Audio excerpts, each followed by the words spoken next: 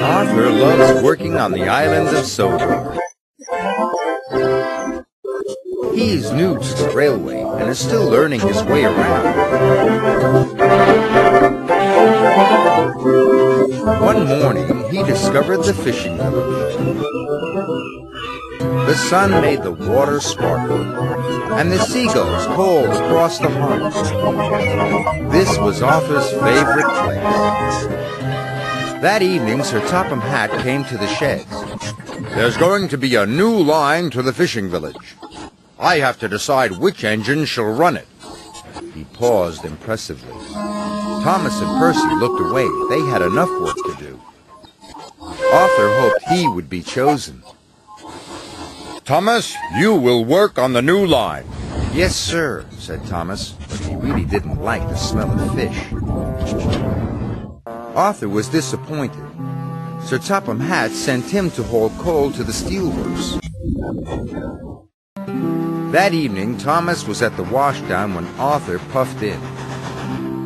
"Do I smell a fishy engine?" he teased. "Yes," huffed Thomas. "Silly fish, smelly new line." Arthur wished he could go to the fishing village instead of the steelworks. He'd be much happier than Thomas. The next morning, Thomas was still grumpy. The fishermen had caught lots of fish. "Hurry up," said Thomas. "I'm a busy engine." And a fussy one, too, said the fisherman. Just enjoy the fresh, salty smell of the fish. "P.U.," puffed Thomas.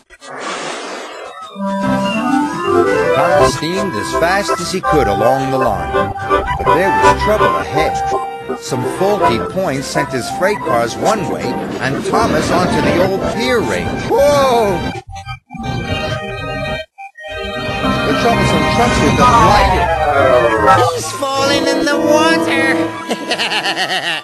Luckily, Thomas wasn't hurt, and the fish freight car stayed on the tracks. When Sir Topham Hatt heard the news, he checked his timetable. Arthur is the nearest engine. I'll send him right away.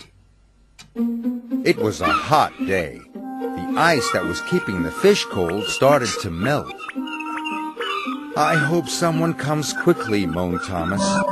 "That fish will spoil soon." Arthur was surprised to see Thomas in the tidal pool. "Are you all right, Thomas?" "No, but I'll be much better when you take these fish away." "The breakdown van will be here soon," called Arthur's driver.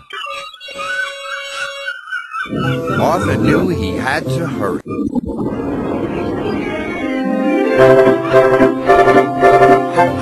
He raced along the line to the docks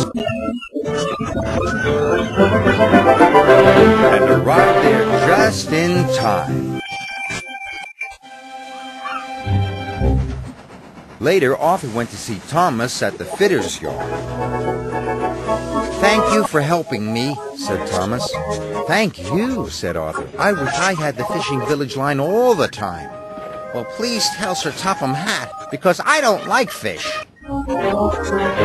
That evening, Sir Topham Hatt came to the sheds. I need an engine to go to the fishing village while Thomas is being repaired, he said. Any volunteers? "Me," Arthur blurted out. "And please, sir, may I run on that line all the time? Thomas doesn't like fish, but I do." "Then the line is yours," said Sir Topham Hatt. Arthur was delighted. The next morning, he popped into the fishing village right on time. The smell of fish was everywhere, but he was sure he had the most beautiful line on the island of Sodor.